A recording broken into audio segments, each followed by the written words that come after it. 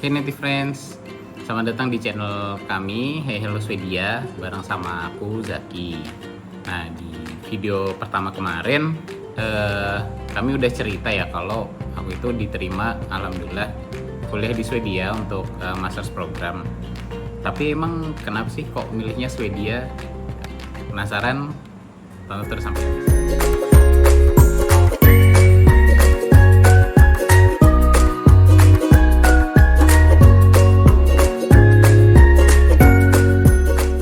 Oke, jadi kenapa sih kok pengennya ke Swedia gitu ya? Jadi sebenarnya udah lama banget kepengen S2, udah dari zaman baru lulus S1 dulu di 2017.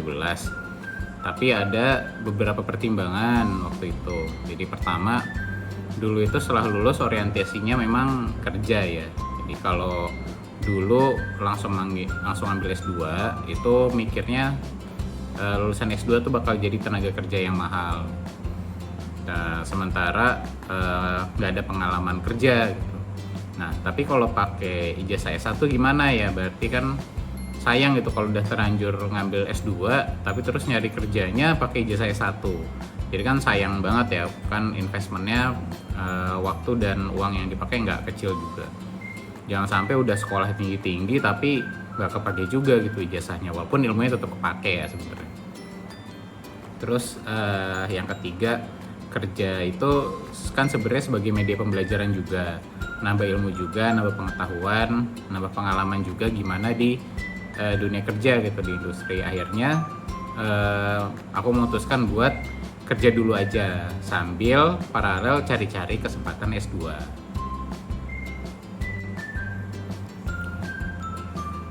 Singkat cerita, setelah cari kerja, dapatlah kerja di Departemen Engineering tuh di suatu perusahaan manufaktur yang di Cikarang waktu itu.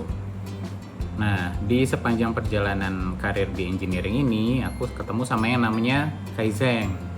Kaizen itu apa sih? Jadi Kaizen itu suatu konsep dari Jepang yang bisa diartiin sebagai perubahan menjadi lebih baik atau perbaikan yang berkelanjutan. Jadi konsep ini lalu dikembangkan jadi suatu filosofi itu dalam menyusun strategi bisnis, yang berarti dalam operasi sehari-harinya bisnis ini, si perusahaan ini harus selalu berusaha untuk jadi lebih baik. Nah, konsep ini buatku sih menarik sekali ya, karena berarti kalau kita setiap harinya jadi lebih baik, berarti hari kita tuh meaningful gitu, jadi benar-benar berguna gitu ya. Saking terpukaunya sama konsep Kaizen ini, aku secara aktif waktu kerja itu selalu melibatkan diri dalam kegiatan-kegiatan Kaizen. Jadi perusahaan itu juga aktif melakukan kegiatan Kaizen. Nah, beberapa kegiatannya itu antara lain ikut kontes Kaizen. Jadi ada customer dari perusahaan ini yang menyelenggarakan kontes-kontes Kaizen untuk supplier-suppliernya. Nah, perusahaan pemain customer-nya lumayan banyak, jadi lumayan terbuka juga kesempatan untuk ikut kontes Kaizen. Selain itu, saking tertariknya sama konsep Kaizen ini, sempat ada kesempatan naik pangkat sebenarnya. Jadi naik jabatan, tapi pindah ke departemen lain. Nah, khawatir ya kalau diambil kesempatannya ntar kerjanya nggak Kaizen lagi. Jadi akhirnya kesempatan ini nggak aku ambil. Ditambah lagi, jadi ada saudara yang sering banget cerita tentang improvement. Jadi ceritanya juga semangat banget dan memang passionnya itu Kaizen juga gitu, improvement, perbaikan sehari-hari. Jadi dalam hati itu rasanya mantap lah gitu. Jadi kayaknya pengen nih mendalami bidang ini, pengen mendalami bidang improvement dan inovasi gitu ya. Terus ya lanjut cari-cari kelanjutan bidang studi di bidang ini gitu, di improvement. Sampai suatu saat aku ada ikut pameran universitas, waktu itu pameran LPDP ya, dan ketemu satu jurusan yang rasanya menarik banget ya. Jadi deskripsinya kayaknya cocok banget sama passionku waktu itu, yaitu nama jurusannya Innovation Management. Dan universitasnya itu di Swedia, cuma kalau sekarang agak lupa antara KTH Royal Institute atau Chalmers. Nah, tapi karena waktu itu ingat banget cocok sepertinya jurusannya, akhirnya aku lock on tuh target di 2 universitas itu untuk jurusan yang improvement. Targetnya setelah 2 tahun kerja, terus mau resign dan lanjut studi. Nah, sayangnya setelah 2 tahun kerja di 2019, itu kita diserang oleh pandemi, penyakit COVID-19. Akibatnya apa? Jadi ada beberapa masalah yang muncul. Salah satunya untuk income, investasi jadi mandek gitu. Jadi salah satu sumber income waktu itu jadi nggak lanjut lagi. Terus takut juga merantau karena penyakit lagi di mana-mana. Takutnya kalau kita lagi sakit dan jauh gitu ya, jauh dari saudara, jauh dari rumah, nanti bakal repot banget. Apalagi nggak ada, sudah berkurang itu sumber penghasilannya. Belum lagi waktu itu istri aku lagi hamil juga dan mendekati waktu kelahiran. Jadi akhirnya batal dulu cari studinya. Nah, di akhir 2023 kebetulan waktu itu lagi scrolling Instagram, terus muncul reels ya tentang kuliah-kuliah dan beasiswa. Akhirnya lumayan memercikan semangat lagi buat pengen lanjut studi lagi, pengen kuliah lagi. Hitung-hitung upgrade diri juga ya, karena sekarang kan berarti udah 6 tahun lebih kerja, jadi pengalaman udah ada. Mungkin ini waktunya untuk improve diri dan improve karir juga ya gitu harapannya.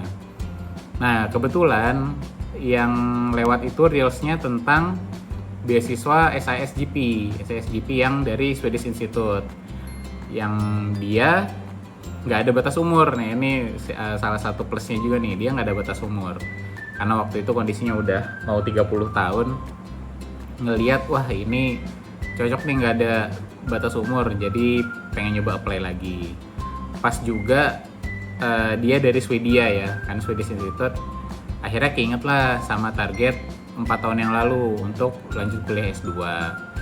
Dan akhirnya setelah lihat itu memutuskan untuk coba-coba lagi nih daftar untuk kuliah lagi ke Swedia.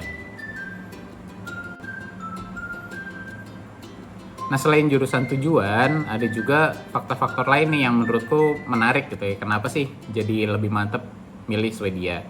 Jadi dulu itu Swedia itu masuk top 5 negara dengan happiness index yang paling tinggi. Jadi salah satu contohnya itu mereka punya cuti melahirkan buat bapak. Kalau di sini kan bapak, kalau di perusahaanku sih, bapak dapat cuti 2 hari. Nah, buat istrinya sih 3 bulan, tapi tetap berarti bapaknya kan bantu ngurusinnya cuma bentar ya. Terus Swedia tuh indah juga, suka kadang ngeliat foto-foto Swedia itu cakep banget gitu, alamnya tuh cakep gitu ya.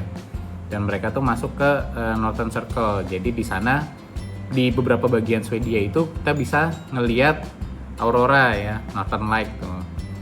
Terus negara 4 musim. Misalnya kalau di sini kan kita cuma 2. Jadi ya buat aku yang seumur hidup di Indonesia aja gitu. Jadi kayaknya sih ini menarik juga gitu ya.